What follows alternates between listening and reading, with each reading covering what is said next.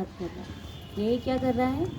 अणुजीवी गुणों का घात कर रहा है। तो अणुजीवी गुणों का घात मतलब ज्ञान दर्शन का घात।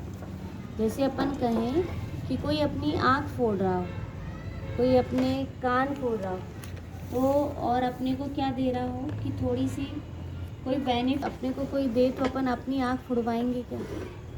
आँख फूटने, देखो किसी के आँख में कम दिखने लगता है तो कितनी एक बेचैनी होने लगती है, आकुलता होने लगती है कि अरे हमारी आँख में कम दिखने लगा। आपको भी टेंशन होगी कि मैं वहाँ बैठी थी, वहाँ से मेरे को दिख नहीं रहा था, और जी भाभी कह रही कि हमें तो दिख रहा है। वो बोले चमक रहा हो या जो कुछ भी हो, या आँखों की आँखों में करके देख रहे तो अणुजीवी दिखा बस। आँखों में कहें कि नज़रें कम हो गई। मैं तो इस अपेक्षा कह रही हूँ कि यदि कोई आपकी आँख फोड़ दे, क्या फोड़ दे? आपकी आँख फोड़ दे, और आँख तो फोड़ दे और पर आपको रसगुल्ला खाने दे, तो चाहिए कि नहीं चाहिए? चाहिए कि नहीं चाहिए? अब बताओ। ऐसे ये कहना है कि घाती कर्म ने अपने मतलब जो ज्ञान जैसा आँख से भी इम्पोर्टेंट गुण था, उस गुण का क्या कर दिया कि घात कर दिया। घात कर दिया मतलब प्रकट नहीं होने देता। घात कर दिया का अर्थ क्या है? प्रकट नहीं होने देता। तो प्रकट नहीं होने देता का अर्थ इतना अच्छा है कि प्रकट नहीं होने देना मतलब ढक देता है ऐसा नहीं, आड़े आ जाता है ऐसा नहीं। जैसे अपन कहें कि बादल जो होते हैं वो सूर्य में क्या आ जाते हैं? आड़े आ जाते हैं, है ना? क्या हो जाते हैं? आड़े आ जाते हैं, ढक जाता है। मतलब ऐसे करके ढक दिया हो ऐसा नहीं, उसकी शक्ति ही छीन ली। उसकी शक्ति नहीं छीनी, उसकी शक्ति की व्यक्तता छीन ली। क्या बोलेंगे उसको कि शक्ति जो थी, तो आँख में देखने की सामर्थ्य है, तो एक तो ये कहेंगे कि आँख है, और आँख से अपने को क्या हो रहा है? दिख रहा है, और सामने क्या आ गया? आवरण आ गया।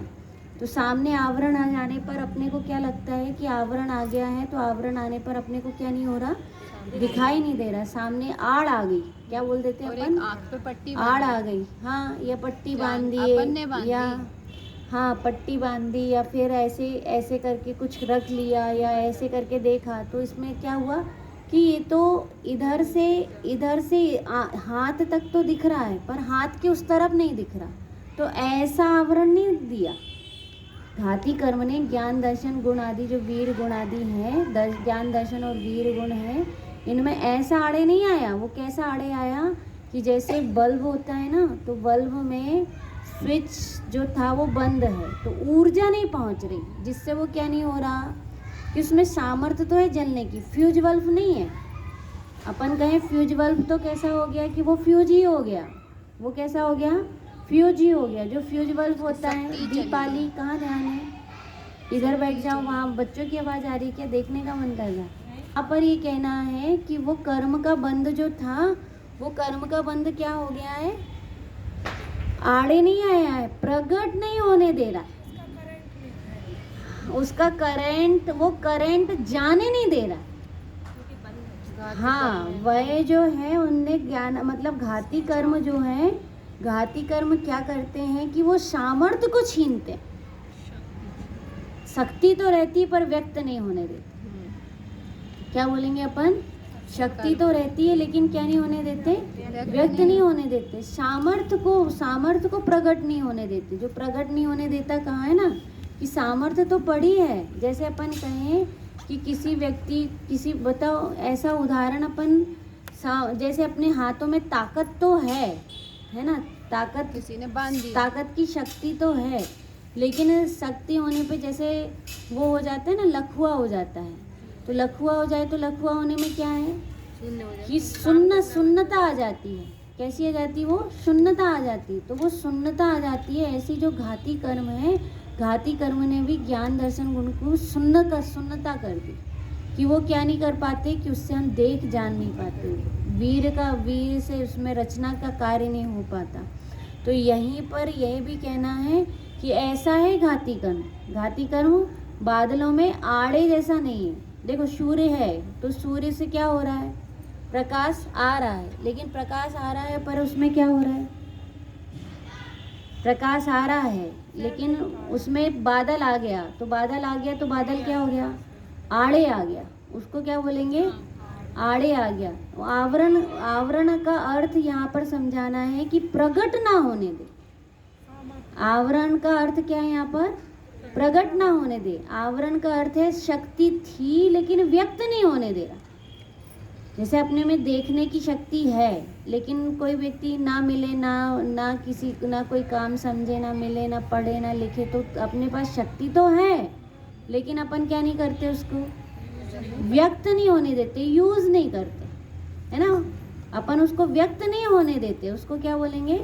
व्यक्त नहीं होने देते। मतलब हमारे पास ऐसी सामर्थ्य तो है, ऐसी शक्ति तो है कि हम क्या कर सकते हैं, पढ़ सकते हैं, समझ सकते हैं, जान सकते हैं, और कुछ भी समझ सकते हैं, लेकिन हम क्या नहीं करते उसको, कि हम उसको व्यक्त नहीं होने देते। मतलब उसको ऐसा कहें कि जैसे बीज है और बीज को क्या किया कि अंदर मिट्टी में दबा दिया लेकिन वो अंकुरित नहीं होने दे रहा। ऐसा आवरण है वो कि वो बहुत बड़ा वट वृक्ष बन सकता है और उस वट वृक्ष से इतने सारे आम लग जाएंगे कि जितने लोग बैठे हैं उतने पूरे 4 महीने खा लें, इतने आम आ सकते हैं, लेकिन वो क्या नहीं होने दे रहा, ये व्यक्त नहीं होने दे रहा। वो जो बीज है उस बीज को पेड़ नहीं बनने दे रहा।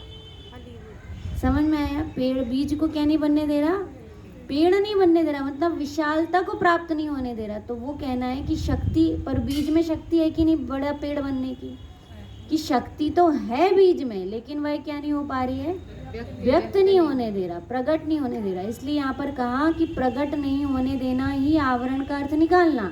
आवरण का अर्थ आड़े आ गया नहीं। आड़े में तो क्या है कि पेड़ पूरा बन गया है लेकिन सामने से पर्दा आ गया, उसमें निश्चयाभास खड़ा हो जाएगा, है ना। यदि हम क्या करते हैं कि पेड़ आ गया है और पेड़ में क्या कर दिया कि पेड़ में कोई दीवार आड़े आ गई, या फिर कोई विमान आड़े आ गया, या फिर कोई मणि की दीवार, कोई कोट आगे आ गया, या कोई किला आगे आ गया, तो इसलिए हमको पेड़ दिखाई नहीं दे रहा। तो ये तो होता है आवरण, इसको कहेंगे आड़े आना। इसको क्या कहेंगे? आड़े आना। लेकिन ऐसा आड़े आने का अर्थ यहाँ नहीं है, यहाँ प्रकट नहीं होने देना का अर्थ। आड़े आने का अर्थ यहाँ पर नहीं है। क्या है? प्रकट नहीं होने देता है। प्रकट नहीं होने देता है कौन? घाती कर्म। कौन है?